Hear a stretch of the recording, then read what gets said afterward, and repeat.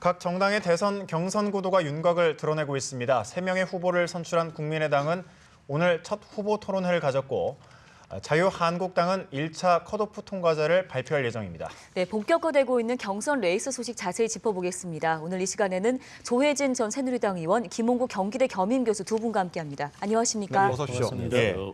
먼저 민주당부터 살펴보면 어제 4차 합동 토론회를 했죠. 예. 선거인단 유입 규모가 경선 이변의 분기점이 될 것이다 이런 전망도 있는데요. 예. 그 200만 명이 넘어가면은 예. 그 민주당 고정 지지층 이외에 중도나 보수 정당의 다른 당 지지층 또는 부동층들이 많이 들어올 가능성이 있다.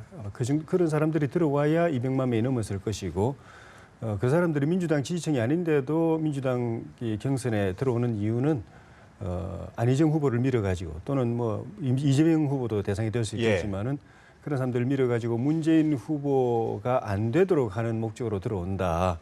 그래서 그 세력이 뭐 적으면은 변수가 안 되겠지만은 많으면은 현재 문재인 후보가 앞서가고 있는 이 민주당 내부 경선 구도에 변화를 가져올 수 있다. 사실 그 가능성은 크지는 않지만은 만약 그런 일이 생기면은 민주당 경선에 이변이 생길 수 있다. 그래서 200만 명 넘어서서 어느 정도 더 들어올 것인가 하는 그 부분에 각 후보들이 조금씩 관심을 가지고 있는 것 같습니다. 네.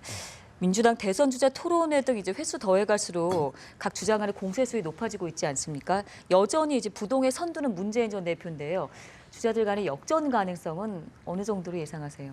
저는 분명히 역전 가능성은 있다고 봅니다. 문재인 전 대표의 압도적인 대세론 흐름은 상당히 강한 것 같습니다. 네. 그런데 그와 더불어서 동시에 과연 문재인 전 대표가 현재 이 지지층 구도로 봤을 때 당내에서는 그런 당내 지지자들에서는 압도적인 우위이지만 과연 본선에서 과반 이상을 득표하고 이 대통령직에 당선이 될 수 있을 것인가 이 부분에 있어서는 아직도 회의론이 상당히 있는 것도 사실입니다. 네. 그리고 특히 안희정 지사가 아무래도 중도 보수를 통합하는 흐름이라든가 또는 이재명 시장 같은 경우도 강고한 민주당 지지층의 이런 성향이라든가 또는 최근의 정치 노선에 맞는 굉장히 그런 부분에서는 어필하는 측면이 있거든요. 그래서 두 후보 모두 열심히 뛰고 있는데 과연 이런 선거인단의 유입 규모라든가 또 이런 그동안의 마지막 남은 과정에서 특히 시작이 이제 호남에서 경선이 시작되지 않습니까? 예. 그렇다면 호남에서 시작됐을 때 지금까지 민주당 경선에 참여한 사람들의 분포를 봤을 때는 수도권에서 과반수고 50% 이상 그리고 호남 지역에서 20% 정도 다시 말해서 호남 지역에서 영향을 받는 것이 수도권의 민심이거든요. 그러면 약 70%가 호남 지역의 첫 경선에 굉장히 강한 그런 영향을 받을 수밖에 없다. 네. 그런 측면에서 만일의 경우 문재인 전 대표가 과거에 호남에 대해서 봤던 불신들 있지 않습니까? 지난 총선에서 호남 지역에 대해서 약속했던 만일의 경우 선거에서 호남의 지지를 받지 못하면 정계 은퇴까지도 사실은 시사하는 그런 발언이 있었지 않습니까? 아직도 그 부분이 희석되지는 않은 것 같습니다. 그렇다면 첫 경선지인 호남에서 과연 문재인 전 대표에 대한 그런 이 지지세가 강고하지 않다면 사실은 그 이후에 안희정 지사나 또 이재명 시장이 역전할 수 있는 가능성은 여전히 열려 있다. 네. 물론 문재인 전 대표가 과연 그 민심을 얼마나 흡수하고 또 본인의 리더십을 세울 것인가 그 부분은 앞으로 관전 포인트가 될 걸로 보입니다. 예, 저희가 이제 시작 때도 말씀을 드렸는데 자유한국당 1차 컷오프 통과자를 발표할 예정입니다. 어떻게 될까요? 현재 원래는 11명이 후보 출마 선언했다가 기탁금 1억 원이 너무 많아가지고 9명이 이제 등록을 했고 그 중에 오늘 6명을 추리고 이틀 뒤에 월요일에 또 4명으로 추려가지고 본 경선에 들어가는데 어쨌든 민주당 자유한국당 경선이 국민들의 관심에서 크게 그렇게 이제 이렇게 관심 못 끌고 있는 상황이긴 한데 여론조사로 하는 경선 예비 경선은 어쨌든 국민들에게 대중들에게 각 후보가 어느 정도 알려져 있는가, 좋아하고 싫어하고를 떠나가지고 얼굴이 어느 정도 알려져 있고 이름을 아는 이름이 알려져 있는 후보가 누구인가가 영향을 많이 줄 수밖에 없는 것 같습니다. 그래서 결과는 좀 이따 곧 나오겠지만은 그런 측면에서 보면은 홍준표 경남지사. 또 촛불 태극기 집회 과정에서 조금 이렇게 이름이 알려진 특히 이제 자유한국당 또 박근혜 대통령 지지층 사이에서 이름이 알려지고 또 지지를 많이 받고 있는 김진태 의원이라든가 예. 또 몇 차례 대통령 그 후보 경선에도 나오고 본선에도 나왔던 이인재 전 의원이라든가 또 예. 저 당의 원내대표를 지낸 원유철 의원이라든가 조경태 의원이라든가 이런 분들이 상대적으로는 그런 기준에서 보면은 좀 이름이 알려져 있어서 그 6명 안에 들어갈 예비 가능성이 높은 것으로 이제 보여지고 2차 4명으로 압축하는데도 그런 그 변수가 작용을 할 걸로 생각합니다. 홍준표 지사 서문시장에서 공식적으로 대선 출마 선언하지 않았습니까?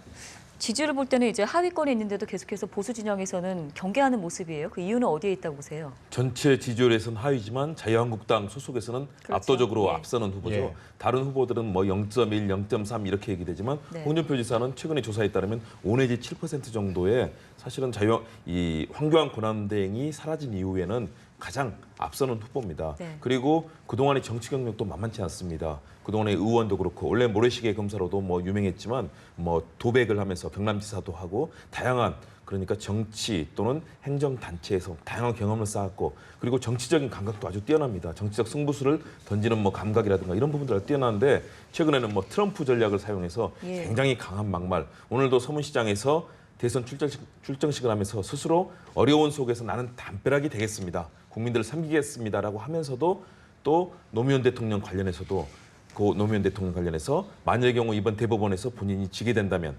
유죄가 확정된다면 또 뭐 자살 얘기까지 할 정도로 거친 막말을 내놓고 있습니다. 다시 말해서 현재 굉장히 실망하고 좌절하고 있는 박 전 대통령에 대한 탄핵으로 인해서 좌절하고 있는 그런 보수 진영에 대해서 굉장히 어필하기 위해서 노력하는 모습을 보이는데요. 역시 그런 모습들이 뭔가 정치에서 새로운 변화를 만들어낼 것 같다. 그리고 뭔가 뚝심이 있는 정치인이다. 그리고 정치적인 승부수를 던질 줄 안다. 네. 이런 측면에서 홍준표 지사가 상당히 이 보수 진영을 이끌 수 있는 리더십을 갖고 있지 않나. 이런 이 소망들을 좀 보수 진영의 지지자들이 갖고 있는 것 같습니다. 대신에 좀 걱정되는 측면도 있습니다. 네. 이렇게 강하고 과격한 발언들을 냈을 때 과연 그 부분을 제대로 나중에 담아낼 수 있을 것이냐. 특히 박 전 대통령에 대해서는 헌법재판소가 분명하게 결정을 내렸습니다. 대의민주주의와 법치주의를 위배했고 헌법을 수호할 그런 의사가 없는 그럼으로써 파면 결정을 내렸는데요. 결국 자유한국당 지지자들이 결국은 지금 박 전 대통령에 대해서 아직도 지지를 보내고 있지 않습니까? 그랬을 때 정말 합리적이고 건전한 보수적인 세력들을 같이 모아서 향후에 보수 가치를 세우기보다는 지금처럼 굉장히 자유한국당 내에 약간은 박 전 대통령을 과거에 뭐 왕권 신수설이 아니라 대통령 신수설 비슷하게 박 전 대통령에게 의지하는 그런 정치를 보이고 있는데요. 네. 좀 합리적인 보수 진영의 리더가 되기보다는 결국은 이 대선 이후에 대통령이 되지 못할 경우에는 굉장히 오그라들고 축소되는 지역 이 TK 정당이 될 가능성도 있기 때문에 그런 측면에서는 도리어 더 위기감이 이 보수 진영 내에도 있다고 볼 수 있겠습니다. 네, 그런가 하면 자유한국당, 바른정당, 범보수 후보 간의 단일화 가능성까지 좀 이야기가 나오고 있거든요. 예, 예. 그 일부에서는 이제 개헌을 고리로 단일화가 추진되지 않겠는가 하는 그런 이제 이야기도 있는데 남경필 그러니까 그 바른정당 후보는 유승민, 남경필 2파전으로 가고 있는데 누가 되느냐에 따라서 이제 달라질 수 있는 게 남경필 후보는 자유한국당하고의 그 후보 단일화 자체를 거부하고 있습니다. 예. 그거 안 된다고 자기는 후보 단일화 안 하겠다고 이야기하고 있고 유승민 후보가 보수 후보 단일화를 이야기하고 있는데 네. 유승민 후보가 자유한국당 후보하고 후보 단일화를 하는 경우도 개헌이 고리가 되기는 좀 어려울 것 같아요. 자유한국당은 그 민주당을 제외한 나머지 3당하고 이번 대선에 그 개헌 국민투표를 하자고 이렇게 합의를 했지 않습니까? 예. 근데 유승민 후보 입장에서는 개헌 자체에 대해서 좀 소극적이다가 최근에 이제 개헌에 대해서 조금 열렸지만은 이번 대선 때 국민투표에서 개헌하는 것에 대해서는 여전히 부정적이에요. 그래서 그 이번 대선에 자유한국당이 이번 대선에 국민투표 해가지고 개헌하자는 걸 가지고 보수 단일을 하자고 하면은 그건 성사되기가 좀 쉽지 않을 것 같고 그런 측면에서 보면은 그 자유한국당하고 바른정당하고 후보 단일화가 될 수 있는 거는 보수 후보 단일화가 될 수 있는 경우는 보수 후보 단일화를 주장하는 유승민 후보가 바른정당의 후보가 되고 또 유승민 후보가 한 조건 내세운 조건이 그 상대인 후보 단일화 상대인 자유한국당 후보가 친박의 지지를 받아서 당선된 후보면은 자기는 후보 단일화 안 하겠다 했기 때문에 네. 결론적으로 말씀드리면은 두 당 간에 이렇게 후보 단일화 될 수 있는 조건은 바른정당에서 유승민 후보가 되고 저쪽에서는 친박이 아닌 비박의 지지로 당선되는 후보가 되고 요 경우에만 이제 후보 단일화 가능성이 있고 그때도 서로 또 협상하다 보면은 또 마지막 최종적으로 성사되는 데는 또 여러 가지 또 어려운 과정이 예. 또 있을 수 있다고 봅니다. 네. 바른정당 얘기를 좀 더 해보면요. 경선 레이스는 본격화되고 있는데 주자들 또 당 지지율이 좀처럼 반등 기미가 보이지 않고 있습니다. 여기에다가 정우찬 전 총리 영입까지 무산되면서 최대 위기다 뭐 이런 얘기까지 나오는데 돌파구 없겠습니까?